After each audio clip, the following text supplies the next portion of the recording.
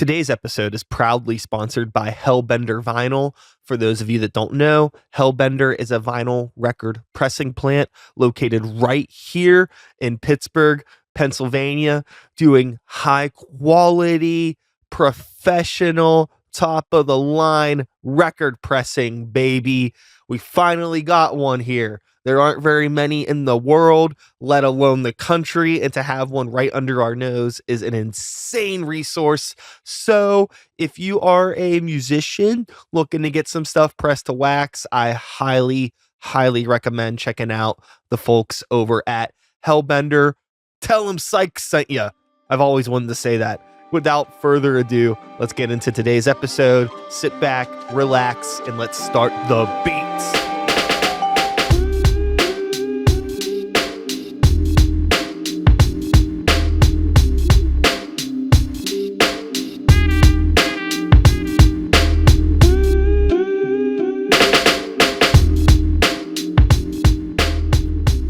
How are we all feeling today on this lovely Sunday? Not bad. Hell yeah! We got quite a motley crew of individuals in the building today. People that are involved in a lot of different things, but we are talking specifically about a unique event. I guess even something that seems like it's more than an event, more of like a thing that you're trying to start. That's more than just a one-off event thing. We'll get into all of that. Sure. But I don't even know how to introduce this episode. Other than just saying we got JJ, Aaron, and Mike in the building. You may know them, you may not know them, but they all play in bands. Some strong quotation marks around the word band for some of these people. But they are all active members of the Pittsburgh music community, Pittsburgh punk, Pittsburgh metal, hardcore, underground, heavy, loud, ugly shit. Thank you all for being here today on this program. Thanks for having us. Yeah, pleasure. Yeah. And the main reason we are talking today is about the I don't know if you're referring to it as Pittsburgh Pride in the Pit or PGH Pride in the Pit. It's spelled PGH Pride in the Pit, but if you're saying it out loud, how do you say it? I've just been saying the full city name, but if someone just abbreviated it to the PGH, I wouldn't correct them. I've heard it both ways. Hell yeah. So what is it? Tell us about it, JJ. Well, a little background. As the last couple of years, the environment and atmosphere has changed for the LGBTQ community, and there have been increased attacks on them. Towards the end of last year, I started to feel a little radicalized over some of the things that were happening. Now, unlike the queer elders, I don't have it in me to put a brick or a Molotov through a window like they did at Stonewall. But well, that's why we got Mike.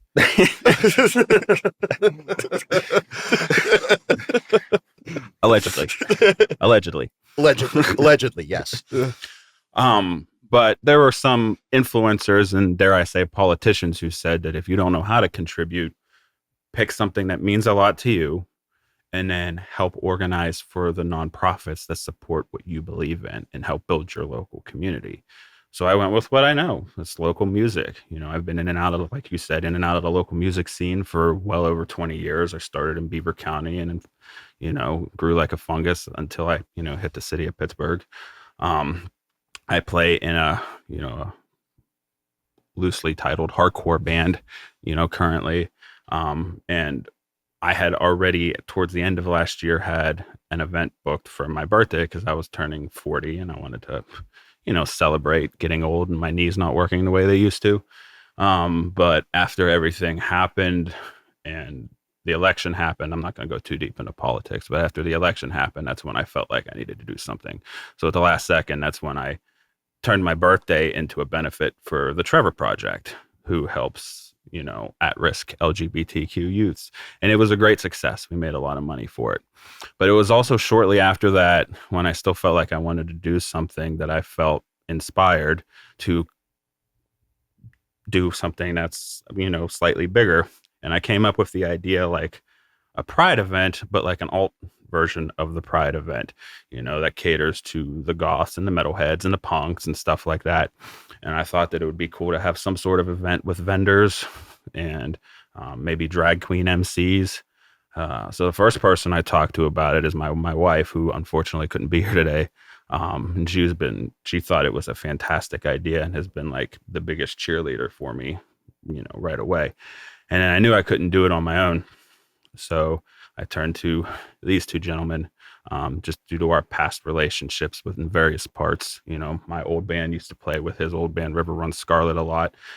Me and Mike had some strong associations through the Fallout Shelter and old school VFW shows in the Beaver County scene and whatnot. Mm-hmm. And then things just started taking shape from there. Hell yeah. So, Aaron, what is your involvement in this whole debacle? Well, I mean, JJ kind of hit on the history of it. Like I said, with River Run Scarlet, he was in New Shores Burn. We did a lot of shows. Mike booked both of us at the Fallout Shelter. So it's kind of like a interesting full circle thing. Like when we were all first coming up in the scene, we were there. We kind of all went our separate ways. I started working at Mr. Smalls, reconnected with Mike. JJ pops back in the scene with a new band. So when JJ reached out to me about it, he was like, hey, you do some booking and, production managing at Smalls. So I was like, cool, let me look up a date. And I work directly with Derek January, who does all of the booking in the Funhouse. So I was like, we have this idea. Can we have this date? He was like, that's a great idea. I don't care who's on the date. Let's do it. So I helped put the venue together. He reached out to the drag queens for us too. I reached out to the drag queens. So Patrick is Misdemeanor, the prominent drag queen in Pittsburgh. I reached out to them. They used to have a nonprofit called Be Gay Do Crime, which is a fantastic name, by the way. It's an amazing name. Absolutely. But they were, for about 3 years, they exclusively performed at the Funhouse. And Patrick is very, very closely affiliated with Pittsburgh Pride. So I'm like, picked his brain a little bit. It was like, do you guys want to host it? So we got Misdemeanor and Joe My Gosh as the drag queen MCs for the entire day. And then Patrick also reached, when they were doing the Be Gay Do Crime shows, they were always sponsored by Allies for Health and Wellbeing.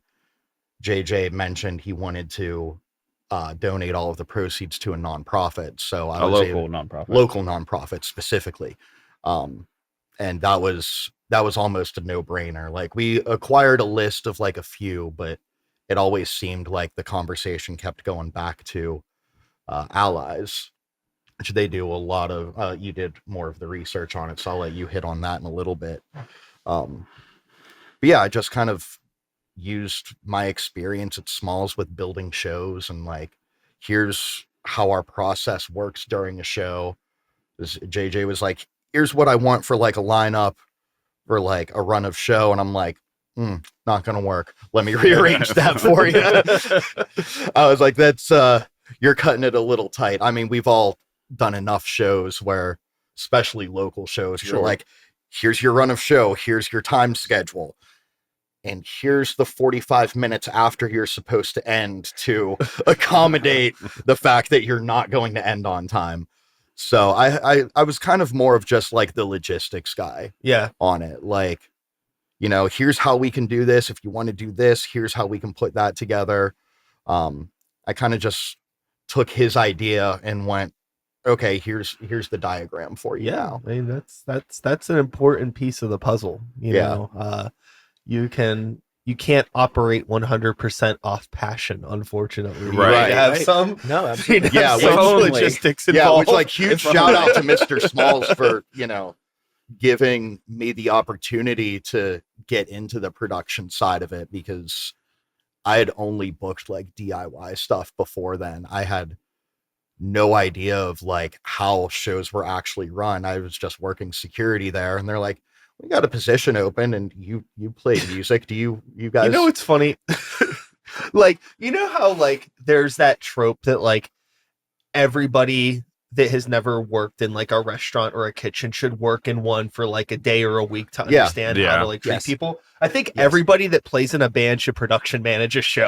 At least one. At least Suddenly one. everyone's a backline fan. Suddenly everyone's sharing kits. Yeah. Yeah.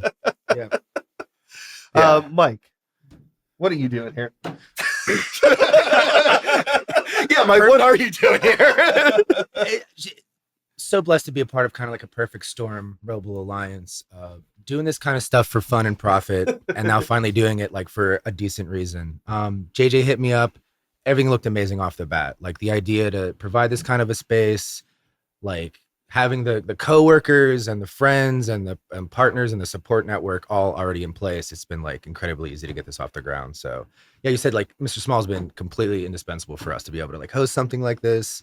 Allies, excellent people. We've been doing shows with them at Smalls, and they've been coming in and tabling. Same thing with Punk Rock Saves Lives.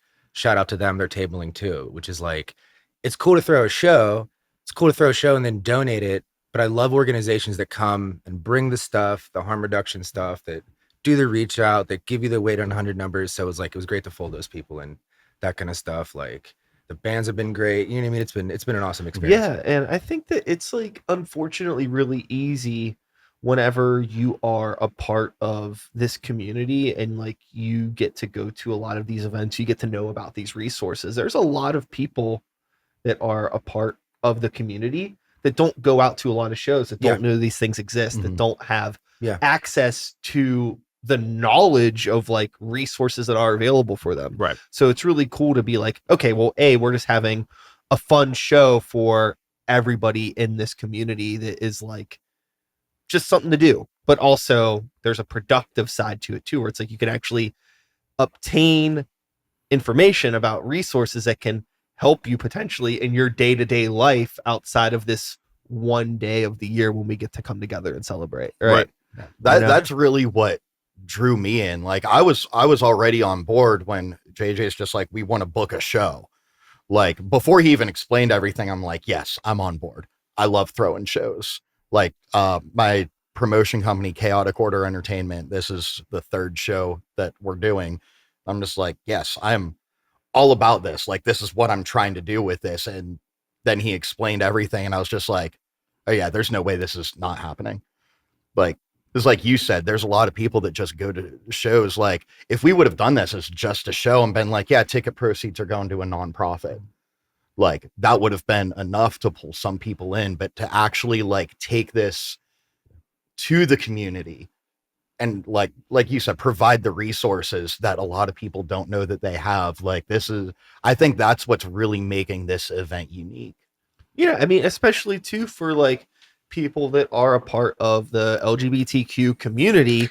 There's like, there's certainly like alt spaces for them. Technically every single space for the LGBTQ community is an alt space, right? Right. But, it's not all like, it doesn't always have to be like pop music, basically, is like what I'm trying to say. Like there are people that are a part of that community that probably aren't super interested in hearing, that side of that stuff, which I mean, it's great that there is access for people that like pop music that are also LGBTQ, but also there's people who's like, I just want to hear loud, angry, ugly music too. Right. Rob Halford's not the only one. Yeah, that's the dream. That's essentially the crux of the dream of doing this, is to provide that. Absolutely. Oh, yeah.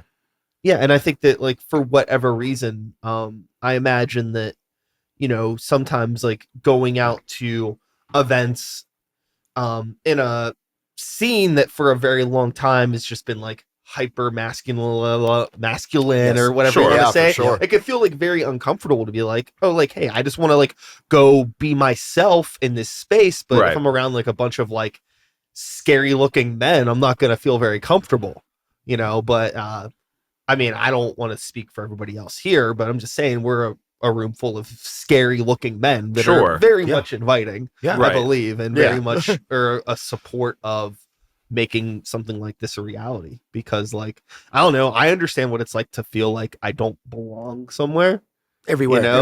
We've all been in every facet of my life. Second, and it's just like, it's so important to be able to make people feel comfortable. And I think that's like why even outside of like, the the smaller nature of like an LGBTQ type of thing, like just like being like a person in general that you feel like you don't fit in with like the norms of society. That's how we all came together in the first place. That's And to feel like there's like people that are in our little bubble that still don't feel 100% comfortable is heartbreaking. Like heartbreaking. It's Yeah, exactly absolutely. the word. And it's like, Yeah.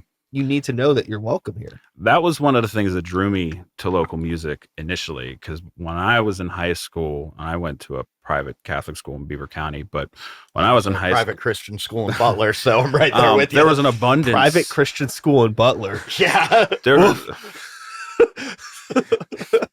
there was an abundance of local bands with people that had local bands that went to my high school. So, I immediately was introduced to shows from bands like Better Off Dead and Fortiori or MFC, old school Beaver County bands, who would just play these VFWs. And I'm going to name drop some nostalgia here, the Monaca VFW specifically. They don't even have that building anymore. Where, it was just as intense and sweat ridden and mosh pit and stage dives and community, people picking each other up off the floor and patting each other on the back, sharing instruments because somebody didn't have an extra $5 for, a guitar string or something. That whole community aspect was one of the things that like I felt so absorbed into immediately. And then, later in life, when I, started having some questions about my own sexuality, there's this whole other community now, and being able to bring both of those together for me was that's why I've been calling this like a passion project for me, is one of the things, is bringing both of those communities together. So then we can all, lean and make new friends and build the community further from there. Yeah. I think that one thing that's probably kind of important to mention outside of all of the, there's so much, there's just a lot, right? Sure. But one thing we should probably tell people about is the date. Yeah. June 21st. Yeah. At Mr. Small's Fun House. That's if that hasn't been already made completely clear. Doors open at 2, show starts at 3. The tickets are available through Ticketmaster now. Yeah. On pre-sale, they're cheap now. Yeah. Pre-sale's over. Pre-sale was over yesterday. Oh yeah, we did have an early bird special, but it ended. Yeah. It ended So yesterday. they're that's full what I meant, price, $18 in advance with fees. You have to specify the fees because Ticketmaster did a whole thing where you can't just say the flat rate. You have to let them know there's fees involved. Unless you go to the Mr. Small's box office Monday through Friday between 9 a.m. and 5 p.m. Chet Vincent will print you out tickets for $18, no fees. That's the move. So get down to the office, buy your tickets. And if you do it that way, you get the actual physical copy of the ticket. You don't get a lot of those anymore. Even cooler. So go down to the office, buy them without the fees. You get the ticket. Will the box office be open during Millvale Music Festival? That would be a good opportunity. So Friday, I believe it's only open until 5 or 6. Saturday, if the box office is not open for Saturday of Millvale Music Fest, but you have the cash, find me at the community center and I will go up to the office and print the tickets myself. Yeah. You And that's not being shady. I actually have authorization to do that, to take your money and print the tickets. He has authorization to take your money. Yes. But you will get a legitimate ticket for it. But yeah, anytime, like if anybody wants to find me at near the community center in or around Mr. Small's throughout the entire day, Saturday, I will be there and I will make sure if you want tickets, I'll get them for you for sure. Hell yeah. So I know there are a lot of artists that are performing the show. We've mentioned some of the vendors, we've mentioned the hosts, and we haven't really explicitly talked about any of the performing acts. Anybody want to take the lead on some of the bands that are playing? I know we'll probably forget one because you have like a dozen acts on this fucking thing. Did anybody write a list? We'll work together on that. Yeah. Okay, great.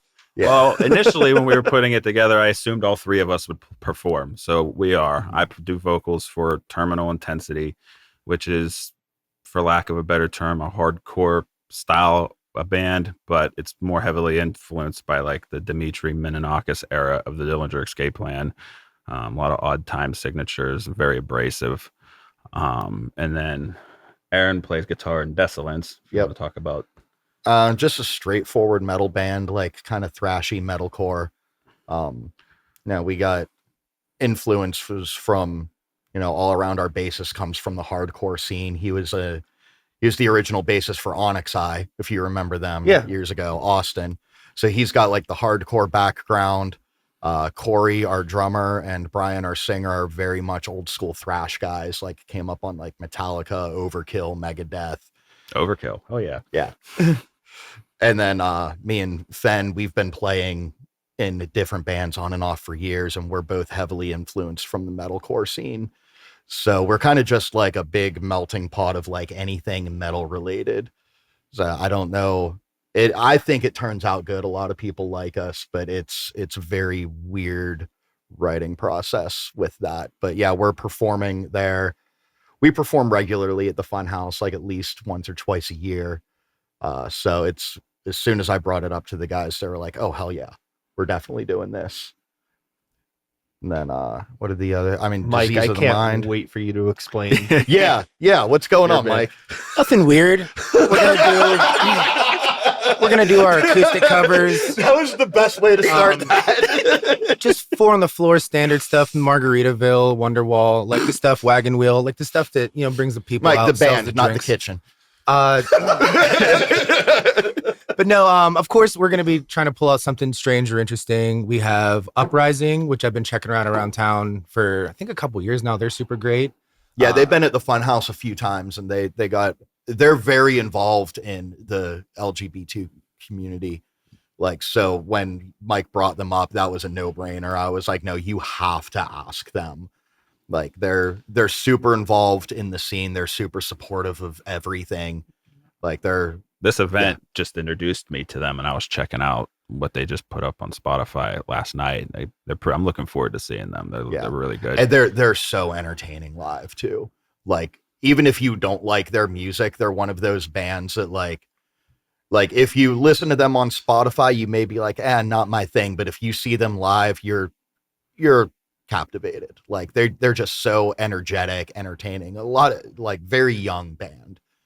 So it's refreshing to see a young band actually put out that kind of energy too. Same with Mutants to Freaks. They're Yeah. like younger folks who have built themselves. When we looked online, shout out to Mutants and Freaks for being one of the only artists that openly list themselves as queer Pittsburgh hardcore. So when it came time to select bands, they were at the top of our list. And I feel super blessed that all of our first round draft picks locked in as soon as we hit them up for this project. Cult of Crowley is all friends of ours. They've done awesome work. I'm going to do the forget thing already. The 3D Uprising, Mutants of Freaks, Cult of Crowley, us three. Millie Dread. And then Millie Dread. Yes, that was folks you knew, JJ. Yeah, well, me and her have a mutual connection, and that mutual connection suggested her to us because she said that she felt that she would fit the bill with her personality, attitude, and the type of music that she does. And I checked her out on Spotify, and then I saw the interview she did with you, and I think she fit the bill great, and I'm looking forward to seeing her perform as well. Hell yeah. Also, there's was my wife's suggestion was Crisis in America, and Yes. there's just no other word to describe them other than punk. Yep. That is it. They're pure. And it was kind of a no-brainer that like they're our headliner. Like, just everything is I didn't know a lot about them. I've heard of them. I had seen them play, but when JJ brought them up, I did a little bit more digging. I was like, no, these guys are closing out the night. And like, if you're like in or around like the punk around Beaver County, Pittsburgh, and Newcastle, like you just any significant period of time, you just know their band members through just sheer osmosis. Yeah. No, I will correct you, Mike, on one thing. We did not get all of our first round draft picks. Somebody wasn't available. So You were the only one of the first list that said no. yeah, the main. I wasn't reason gonna is say because it. We're doing I our wasn't gonna say album it. release the next weekend, but Yeah, I'm gonna, I guess. I'm gonna be there. Legit. I don't have. I will be there. Fair in enough. spirit. Well, not in spirit. I'll be there physically. bringing bringing positive the spirit. bringing spirit and positive energy to the whole thing. But yes, Yeah, so I couldn't pass that one up. I was like, That's exciting though. What's the deal on that? Plug that. Album release week after us, you said? yeah, Where? Normal Creatures album release at the Thunderbird. Awesome. Yes, That's a cool place. We're Haven't been doing there in a it while. with so opening up for us will be Princess, Cool. that's already Zinnia's I'm sold. Garden, and Hemlock for Socrates. Nice. Wow, solid. Hemlock. They're great. Hell yeah. Yeah, And I definitely so- recommend the album. I've Yeah. listened to it multiple times. Also, already. shout out to a couple of the members of Zinnia's Garden that are definitely going to be at that show. Part because half the band works at Mr. Smalls. But, like Evan and Mara from that band who have been huge helps with, like, Mara, actually, I just talked to her. She secured the Great Hall for us for the vendors. For vendors, yeah. And Evan, I haven't talked to him too much in detail, so I don't want to push it too far and then have him be like, no, but he does a lot of social media stuff. And he was very interested in like trying to do some promotion for this show too, through Mr. Small's like social medias. And yeah, they're all planning on being there at that show too. So I'm jumping around a little bit, but I think it should also bear mentioning that Mutants to Freaks were not the only show they're playing for that day. Yeah. Shout out Yeah. to that too. They're crushing with us and then driving straight up to Erie to do like another kind of Pride event. So I thought that was super incredible. That was cool of them. That's Hell the yeah. grind. Yeah, they deserve an extra. I feel like they deserve an extra shout out yeah, for they that do. for sure. yeah, I've done 2 shows in one day once and never again. So I definitely props to them for not only like they're still committing to young. it, but willingly committing to it. I did it at 22 years old and I was like, nope, never again. yeah, I've certainly had my fair share of those types of things, and I'm not saying I wouldn't do it again. I just don't want to. Yeah. I mean, if the offer is right and like the events are, like it's something that like the whole band really wants to do, I'd consider it. But man, that one time I did it, I was like, man, this is rough. I'm tired. Like we had to get up at like 6 a.m. to go load in for an early part of this festival. And then we were playing 3 hours away, like later that night. It was a 24-hour day for sure. And I'm like, oh, I'm good. I'm good on that. Yeah, and I also find too that sometimes when you're moving around that much, you don't actually have an opportunity to like be in the moment of any of it. Right. It's like at the end of the day, all of this stuff has supposedly happened. You're like, wait, what? I didn't really even experience any of this. Exactly. It just happened. Right. Yeah, I mean, like one of the whole reasons I got into music was to experience that. Like, I think I speak for all 4 of us. Like that, those like 30 minutes on stage, like you can't explain that. Like you No. can't explain Yeah. how you feel when you do that, and like doing those, multiple shows in one day, and you don't really get a chance to take it in. That kind of thing almost defeats the purpose of why we're doing it. And also Like from the musician standpoint. for me, it's also like a bummer to not actually like get to hang out and be a part of the whole show. Right. I'm very much like merch daddy. I like to set up everything, Yep. and hang out and talk to everybody and really like be there, like, be like one of the first people there, one of the last fucking people to leave. Like Yeah. that's how I always am with shows. So when you do like the multiple events, it's just like you're spending most of the day just driving. And it's Yeah. like, Yeah. this isn't fun. Right. But if you're trying to get your name out there, hell yeah, Yeah. baby. And I mean, don't care if I anybody love knows who I being am on the anymore. road as much as the next guy in a band does, but sometimes the road is unforgiving. Yeah. Very much so. Yeah. So,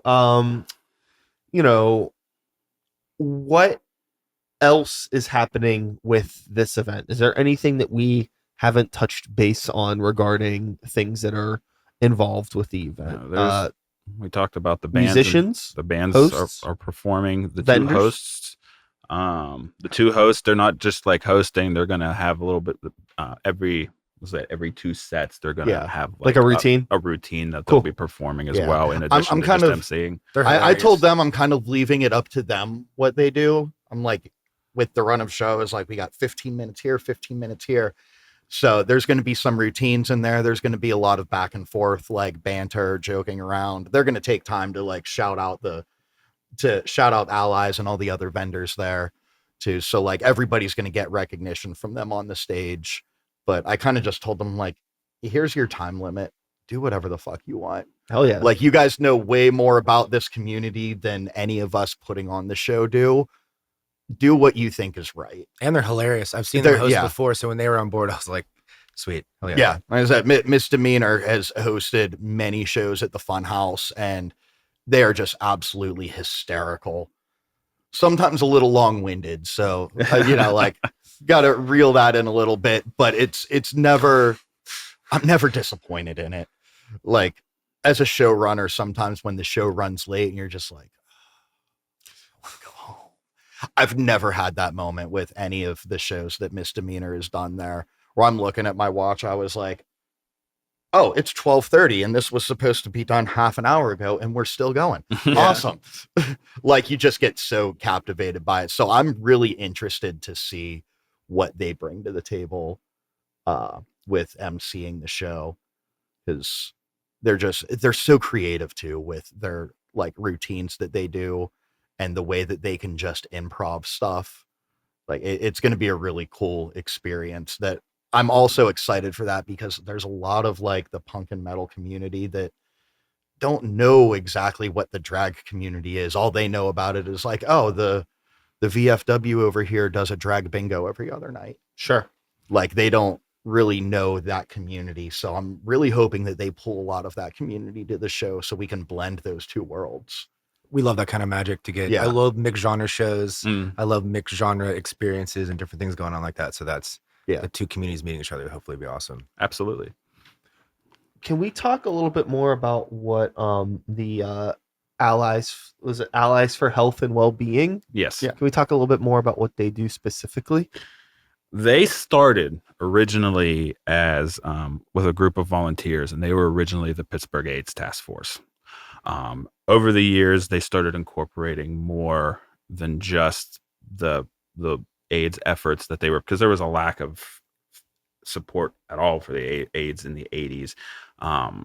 So they started then to try and provide support and networking and guidance for people who were suffering from it. And now they've grown to be able to do like anonymous HIV testing, and they've go for legal advocacy.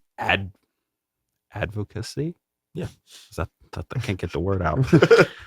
They eventually rebranded because they started offering more and more services to Allies for Health and Fitness when they opened like a brick and mortar store, not a store, but a clinic where they like offer holistic care for. I feel like they should open a store now. Like you should pitch that to them. But they offer like holistic care for HIV and AIDS treatments, and they also offer services for, hepatitis C, STI testing and whatnot. And their services are open to everyone, not just they want the full community to be able to come there and be comfortable and not be judged for who they are to get these services that they offer. Great. Yeah. I mean, seems like a pretty good resource to have, for sure, and a good resource to be raising funds for and donating to. They stood out to me because they table. And if you've never seen that at a show, tabling is when an organization shows up and they set up a card table. It might be literature, you normally see it with like merch, right? With bands or whatever. But these folks set up and they have a bunch of stuff for free that just makes your night and your life safer. It's incredible. From life-saving stuff like Narcan to chapstick and condoms. So you come into the show and it's harm reduction, right? And you can throw $2 in the fishbowl and no judgment, get things that are going to make your night safer. Like, and I think it was that organization. We got Narcan from them at Smalls that we keep at the different registers and bars. And I was on a smoke break and a patron overdosed. And that Narcan that they gave us went into that patron and saved that patron. So as far as an organization going, like, I know that they've saved at least one life in my experience. So for them to be on board with this, I was like, we'll do whatever it takes. Like, it was incredible. Yeah. They truly support the community that they're in. And that's the biggest thing that I was looking for. Hell yeah. Now with this event, because I know that there is an event page Right. on. We're not gonna talk about social media, but I'm Sure. asking you a question, JJ. There's an event page, but there's also a page for Pittsburgh Pride in the Pit as a whole, which leads me to believe that there's maybe some intention for this to be more than just like a one-off event. That is the end dream. Depending on how successful that this event ends up being, this first run out, I would eventually like it to become bigger and to become more of an annual thing. And then we've also we haven't talked a whole lot about after, because we're trying to make sure it happens.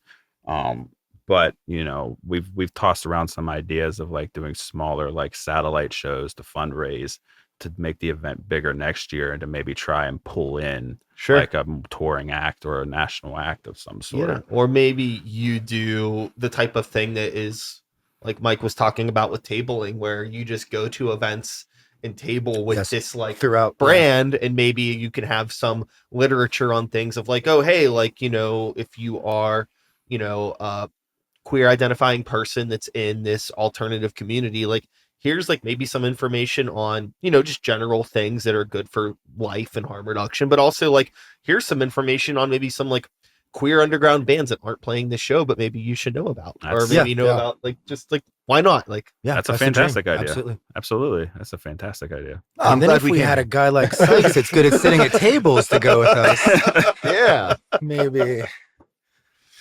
Hey, I'm an idea guy. I there's always so much. It's one thing to have ideas, but it's another thing to do them. So and to do them well. Yeah. I mean, but even just doing it, I think is usually a good step. But right, there's a lot of it truly takes a village.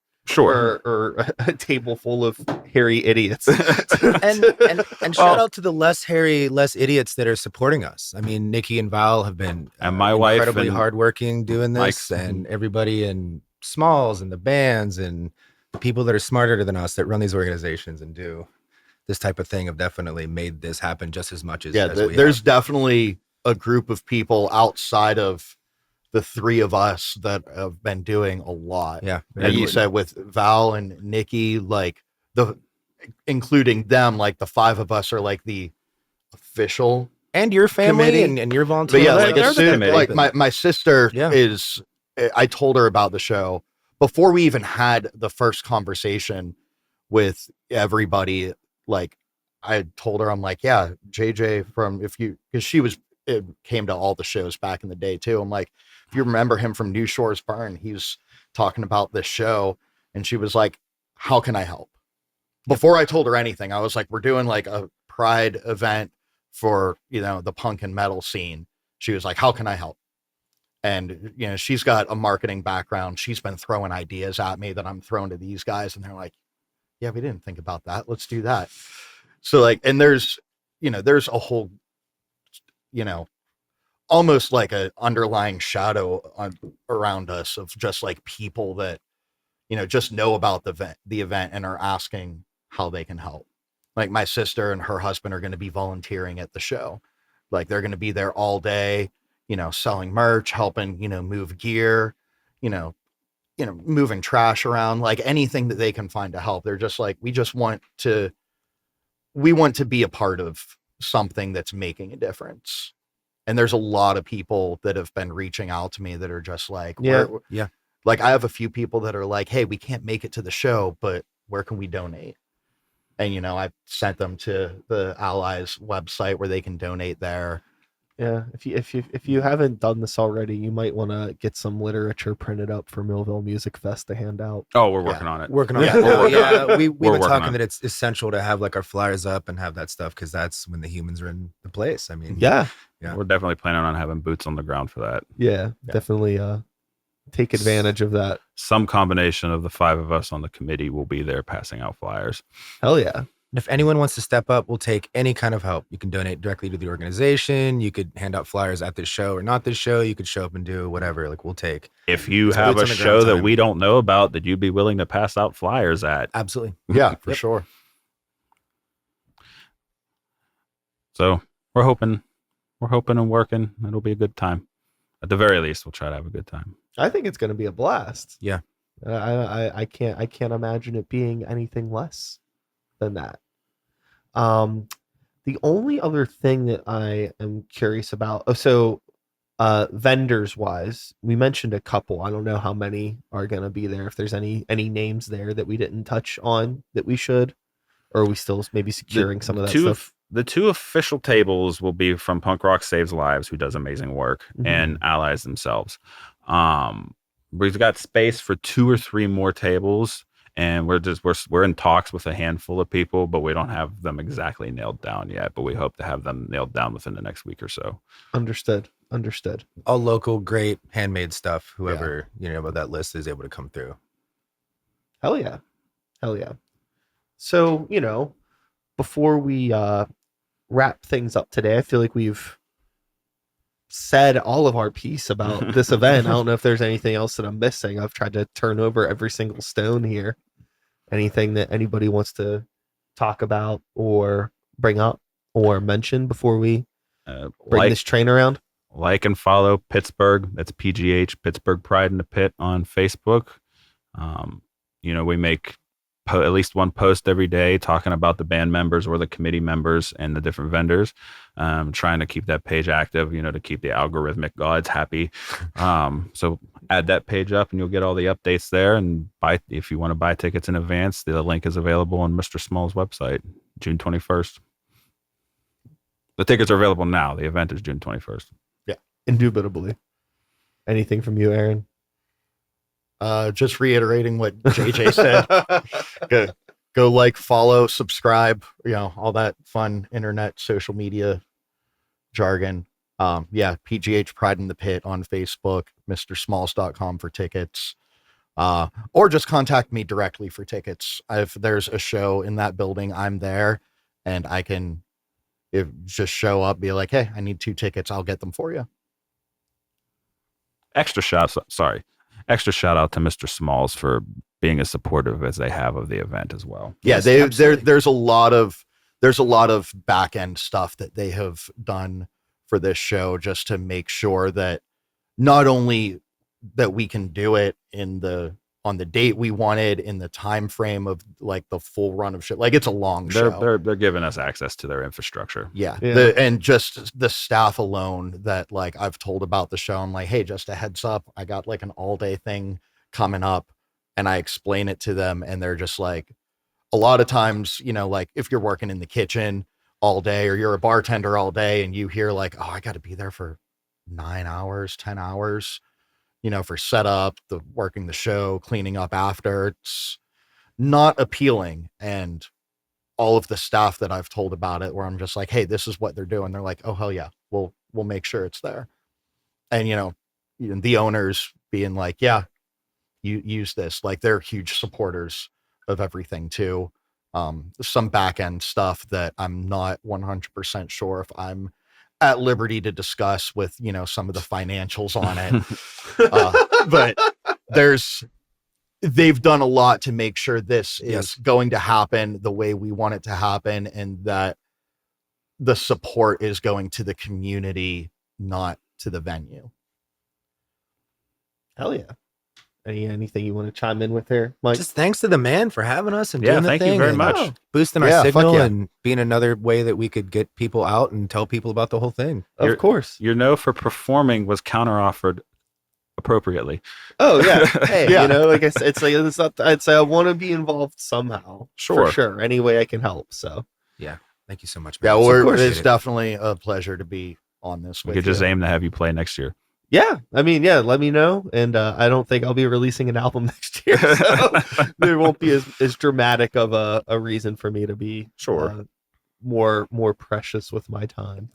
But yeah, anyways, it's been a blast chatting with you all. I think the event is great. Seems like it's going to be great. I'm sure it will be great. And it's been a real a real hoot seeing everybody today. Absolutely. This So- will be the first of many. Yeah. We'll do the follow up. So I guess with all of that being said, I'm gonna say my goodbyes to everyone, and then we'll turn off the cameras, and that'll be it. All right. Great. All right. Well, that is all, folks. One more time, JJ, Aaron, Mike, Pittsburgh Pride in the Pit, June 21st, Mr. Small's Funhouse. Show up. Yes. Yes. Doors open at 2. Show starts at 3. Hell yeah. And then Thank you. But before that, I'll be back next week with another episode of the show. Same time, same place, same channel. You know the drill. My name is Brian Sykes House. Start the Beat is the podcast. 2025 is the year. And until next time, take care of yourselves. Take care of the people around you. Peace out. We did it. That was a podcast. Yeah. Hell yeah. Success.